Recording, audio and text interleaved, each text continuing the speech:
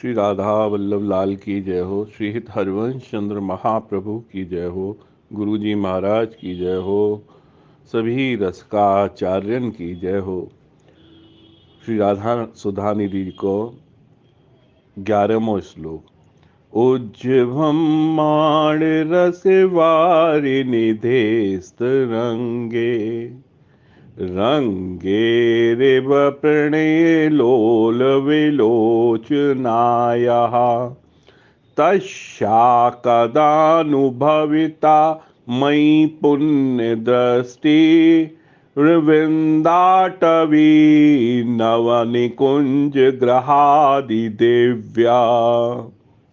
अर्थ है, उभरते हुए रस सागर की तरंगों जैसे अंगों से उपलक्षिता और प्रेम प्रणय से चंचल लोचनों वाली उन वृंदावन के नव निकुंज रूपी ग्रह की अधिष्ठात्री देवी श्री राधिका जी की मुझ पर पुण्य दृष्टि कब होगी। तो जैसा आपको विदित है कि पहले भी हम बता चुके हैं, हर एक श्लोक की पंक्ति को हम चार चार सरल पंक्तियों में करके आपके समक्ष रखें। जैसे कि उज्जवम माण रस वार निदेश रंगे। उज्जवम मतलब जो उद्वेगित होके चल रहा है, उद्वेलित हो रहा है।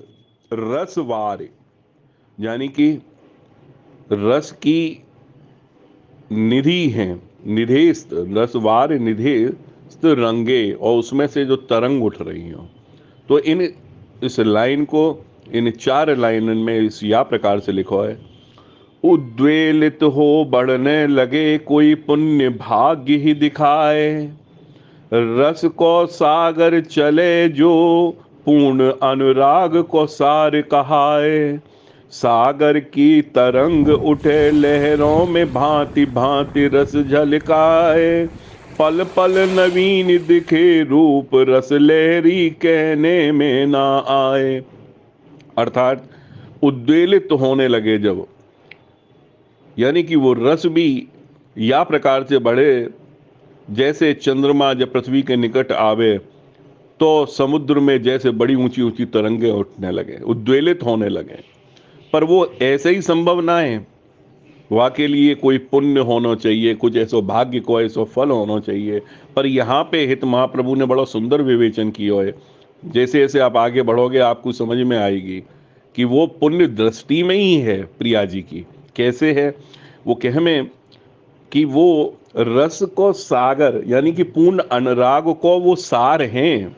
वो सागर तो है ही है, वो भी अनुराग कौन सो, पूर्ण अनुराग जो पिछले श्लोक में कहा, और वो उसकी भी सार है। जैसे मथ के लाए हुआ मक्खन सार रूप में, और सागर की तरंग उठ रही हैं, लहरों की भांति रस अलग अलग तरह के उसमें झलक रहे हैं, और पल पल नवीन दिखे, मतलब हर पल में वो नवीन रूप लिए हुए हैं। रूप रस लहरी, जो रस की वो लहर उठ रही है, वो कहने की आ ही ना सके कि किस प्रकार से वह रंगन को चिन्हित करके आपको कह सकें।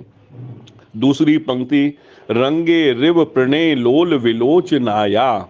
रंगे रिव प्रणय लोल विलोचनाया, जो रस की तरंगे हैं वो प्रणय यानी कि प्रिय मिलन के कारण, लोल मतलब चंचल, विलोचनाया उनके लोचन कमल नैनों से उठ रही हैं। तो इसको या प्रकार से लिखो है, रस रंग के समान उपलक्षित हो श्री अंग रूप दमकाए। यानी रस के रंग के समान उपलक्षित हो, श्री अंग रूप दमक रहा है। प्रणय प्रेम के मिलन अभिलाषित घड़ी हृदय गति धड़काए। यानी प्रणय प्रेम के मिलन की ऐसी बेला बन रही हो जहाँ पे अभिलाषित होकर घड़ी, जो वो घड़ी है, वो जो पल है, वो हृदय गति को बढ़ा रहा है, धड़का रहा है। चंचल अंग के दर्शन, अब चंचल जो हो रहे हैं उनके अंग, वो कैसे दर्शन है, आवेशित मुख पर बढ़ बढ़ जाए। वो मुखार विंद पे अलग से आवेशित होकर दिख रहा है।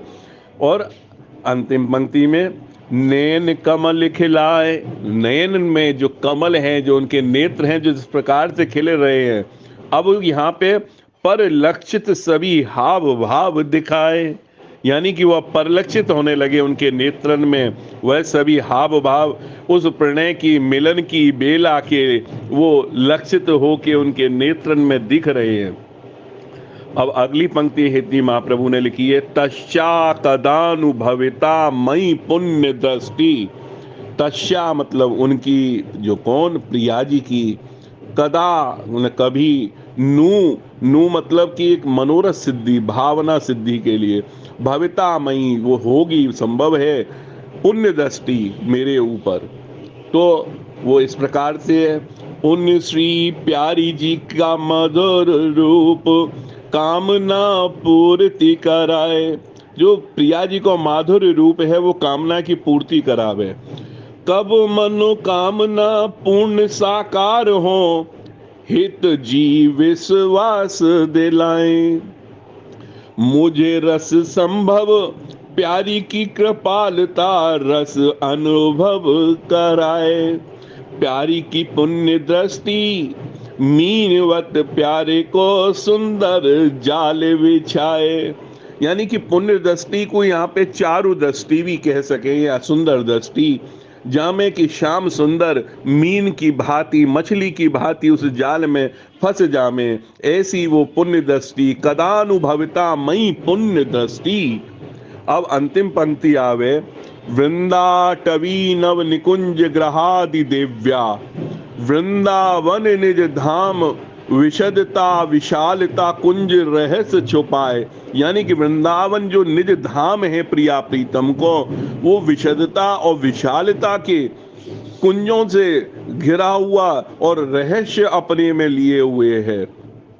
नव निकुंज क्षण क्षण की नवीनता से ओत प्रोत सदा रहा है। जो उनका नव निकुंज है वो क्षण क्षण, जैसी प्रिया प्रीतम की रुचि होती है वैसी ही वो वायु वहां बहने लगती है, उस दिशा में वैसे ही रंग के फूल खिलने लगते हैं। ऐसी क्षण क्षण की नवीनता से ओत प्रोत सदा रहा है, ऐसा ही बना रहता है वो वृंदावन का स्वरूप। ग्रह तो ऐश्वर्य का माधुर्य लिए रानी श्री राधा सर्वत्र सहाय।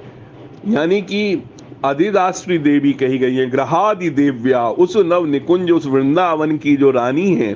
ग्रह जो ऐश्वर्य का माधुर्य लिए, जिसमें कि ऐश्वर्य है, और ऐसा ऐश्वर्य है जो त्रिलोकों में भी कोई के पास संभव नहीं है, वो भी उसके सामने, कुछ ऐश्वर्य के सामने नहीं। ग्रह जो ऐश्वर्य का माधुर्य लिए और रानी श्री राधा सर्वत्र सदाएं, यानी कि सदा सदा हमारी प्यारी जी को राज है वहां पे, वह निकुंज में। तो वृंदा टवी नव निकुंज ग्रहादि देव्या। अब इसके लिए हमारी कामना है, हित विशाल लाल संचित न कोई पुण्य, इष्ट पुण्य दृष्टि की आश धराए। मेरे तो ऐसा कोई बड़ो भारी पुण्य मोए ध्यान में ना आवे। ये तो बड़ी कृपा है कि यहाँ वृंदावन में रहने को, उनके चरण में पड़े रहने को भाग्य से मिलो है। अब वापे भी वो निकुंज में अब बुलाने की जो भी है पुण्य, वो उनकी पुण्य दृष्टि की वो ही आशा में मन में धरे हुए हैं, और यही आशा सभी से धरा रहे हैं। जितने भी अपने रसिक धार्मिक व्यक्ति हैं वो धारणा लेके आगे बढ़ सके, ऐसो हित जी को ये संदेश या पद में प्राप्त होवे। सभी रसकन को हमारी श्री हित वृंदावन धाम से जय जय श्री हित हरिवंश, जय जय श्री हित हरिवंश।